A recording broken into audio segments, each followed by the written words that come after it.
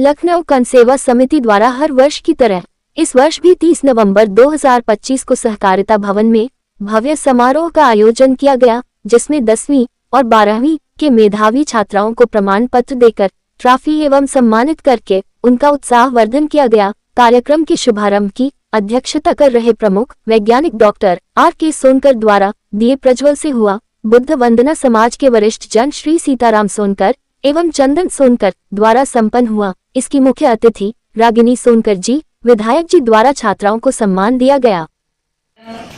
आज बच्चों के सम्मान में आयोजित इस कार्यक्रम में मैं हमारे मुख्य अतिथि आदरणीय शैलेंद्र सोनकर जी, जिन्हें मैं कमिश्नर अंकल भी कहती हूँ, मैं चाहूँगी कि मेरी तरफ से और इस हॉल में बैठे प्रत्येक समाज के व्यक्ति की तरफ से एक बार जोरदार तालियों से उनका स्वागत करें। साथ में हमारे बीच में कार्यक्रम के अध्यक्ष R.K. सोनकर जी हैं, मैं आपको भी नमस्कार करती हूँ और सभी की तरफ से और मेरी तरफ से आपका स्वागत करती हूँ।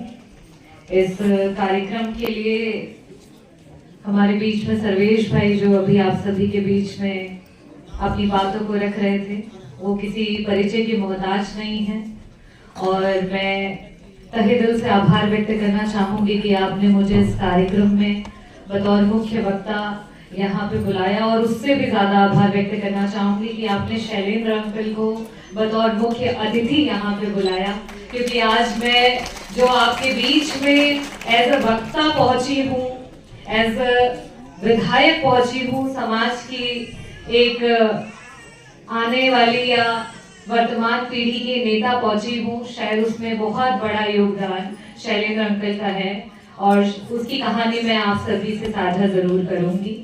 इस कार्यक्रम के संरक्षक कान सेवा समिति के पदाधिकारी सीताराम सोनकर जी, भीमसेन सोनकर जी, रमेश पहलवान जी, कोऑर्डिनेटर राम नरेश सोनकर जी, अशोक सोनकर जी, राकेश कुमार सोनकर जी, एडवोकेट सर्वेश भाई का नाम मैंने लिया, डॉक्टर संजय सोनकर जी, घनश्याम दास सोनकर जी, राजेंद्र सोनकर जी, डॉक्टर दयाराम सोनकर जी, श्री संतोष सोनकर जी, ज्योति सोनकर जी, प्रदीप सोनकर जी, अशोक सोनकर जी, जितेश सोनकर जी, साजन सोनकर जी, रिंकू सोनकर जी, टिंकू सोनकर जी, महिला विंग से भाग्यवती सोनकर जी, जयाटल सोनकर जी, निशा सोनकर जी, इंदिरा सोनकर जी, उषा सोनकर जी, कुमकुम सोनकर जी, ज्योति सोनकर जी, बाला सोनकर जी, हेमलता सोनकर जी, नमिता सोनकर जी, सोनाली सोनकर जी, जयदीप सोनकर जी, अनिल सोनकर जी।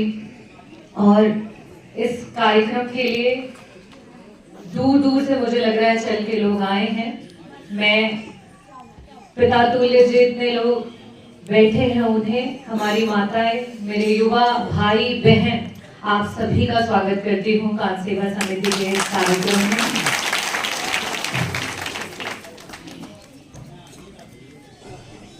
मैं बहुत कुछ सोच के आई थी, क्योंकि पिछली बार इस कार्यक्रम में नहीं आ पाई थी और पिछली बार it was a work call. मैं, जैसा कि आप सभी जानते हैं, कि राजनीति में आने से पहले मैं एक डॉक्टर रही और डॉक्टर बनने की जो कहानी है, वहाँ से कमिश्नर अंकल, जो हमारे इस कार्यक्रम के चीफ गेस्ट हैं, उनसे मेरी जो है मुलाकात और उनका मेरे जीवन में किस तरीके से वो एक ईश्वर के रूप में आए और आज मैं यहाँ तक पहुँची, उसकी कहानी है। मैंने 2010 में ऑल इंडिया कम्पीट किया और आर्जिकल मेडिकल कॉलेज में मुझे रैंक मिली। मैंने वहाँ से MBBS किया। वहाँ से MBBS करने के बाद फिर मेरे मन में आया कि मैं UPSC की तैयारी करूँ, ताकि मैं IAS ऑफिसर या उस रैंक में कहीं पे कुछ काम कर सकूँ, क्योंकि मेरे पापा की बहुत इच्छा थी, बहुत मन था कि मेरी बेटी जो है वो IAS ऑफिसर बने।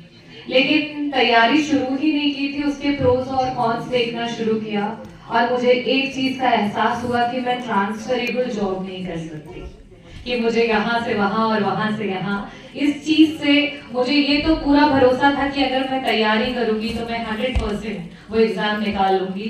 लेकिन उस एग्जाम को निकालने के बाद, वो मेहनत करने के बाद और उस पोजीशन पे पहुंचने के बाद मैं उस चीज की एक्सेप्टेंस रखती हूँ कि नहीं, उसको मैंने अपने आप से आंका। और फिर मैंने ये सोचा कि मैंने उस लड़ाई को जीता जहाँ मेरे परिवार में प्राइमरी एजुकेशन तक महिलाओं के पास नहीं थी। मैंने उस लड़ाई को जीता जिसमें मेरे परिवार के पुरुषों के पास कॉलेज एजुकेशन तक नहीं थी। मैंने उस लड़ाई को जीता जहां दूर दूर तक खानदान में कोई डॉक्टर नहीं बना था और मैं वहां तक पहुंची थी। और इसके बाद मुझे रुकना नहीं था, और रुकना नहीं था, झूठ नहीं कहूंगी, वो अपने लिए था, परिवार के लिए था। उस तक समय तक समाज की परिभाषा को समझ नहीं पाई थी, नहीं जान पाई थी। तो उस समय तक एक चीज तो था कि मुझसे 22 घंटे कहोगे तो मैं 22 घंटे पढ़ सकती हूँ, मुझे 24 घंटे कहोगे मैं 24 घंटे मेहनत कर सकती हूँ, लेकिन मुझे जो टारगेट है उसे कबूल किया और हम उनके आभारी हैं कि उन्होंने अपना कीमती समय हमारे समाज को दिया। राजेश जी, आज आप इस कार्यक्रम में जी, राजेश जी, आज आप इस कार्यक्रम में आए हैं। आप समाज के हर वर्ग के लोगों को इतनी प्रोत्साहन देते हैं जो आगे बढ़ने की कोशिश करते हैं। क्या कुछ कहेंगे आज इस कार्यक्रम को लेकर? हमारा कि हमारा देश एक अच्छे समाज उत्पत्ति हो।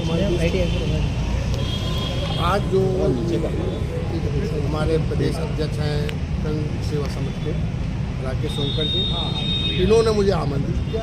और ये करें या ना करें, मुझे तो पता चलता है इस तरह का कोई प्रोग्राम है बच्चों का या इस तरह जो समाज सेवा के लिए है, तो मेरी कोशिश रहती है मैं उस प्रोग्राम में ज़रूर पहुँचूँ। मुझे बहुत अच्छा लगता है जब कोई व्यक्ति अपने समाज के लिए इस तरह काम आगे बढ़ के करता है, मुझे बहुत अच्छा लगता है। तो मेरा इस समाज या इस संस्था से यही कहना है कि इसको आप किसी भी तरह से पीछे मत हटना। आप बढ़ गए, मैं देख रहा हूँ 8-10 सालों से हमारे राकेश सोनकर जी पूरी तरह से लगन से लगे हुए हैं। मुझे नहीं पता ये इतनी व्यवस्था कहाँ से करते हैं, लेकिन जिस तरह से ये मैंने देखा, आज भी 50 बच्चों का इन्होंने आर्थिक सहयोग करने की बात करी, ये बहुत बड़ा काम है। सरकार को इसमें बढ़ चढ़ के हिस्सा लेना। इस कार्यक्रम को लेकर हम सिर्फ इतना कहते हैं कि हमारे सोनकर समाज में अभी बहुत सारी कुरीतियाँ या आप ये कह लीजिए कि शिक्षा का अभाव, जिसके कारण से हमें बहुत जगहों पर अपने बच्चों को प्रमोट नहीं कर पाते।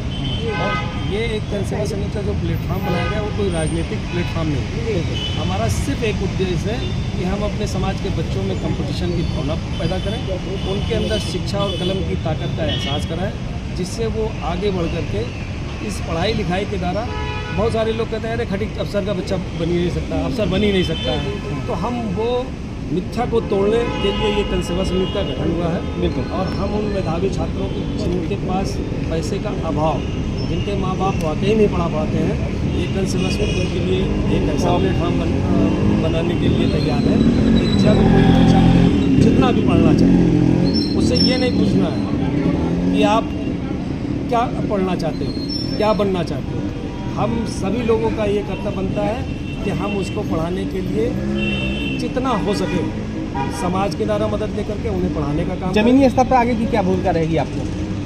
इसके आगे हमारी एक भूमिका है कि ये कल सेवा समिति का जो गांव-गांव और गली-गली जिले में हम लोग इनको जोड़ें